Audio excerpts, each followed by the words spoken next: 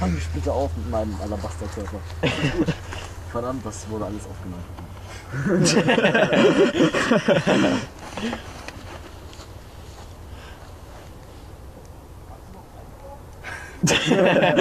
Er liegt die ganze Zeit daneben, wir warten hier eine Stunde.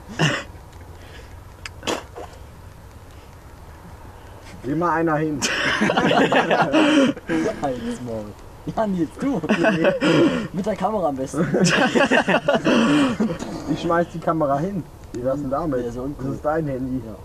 Oh. Oh, lecken!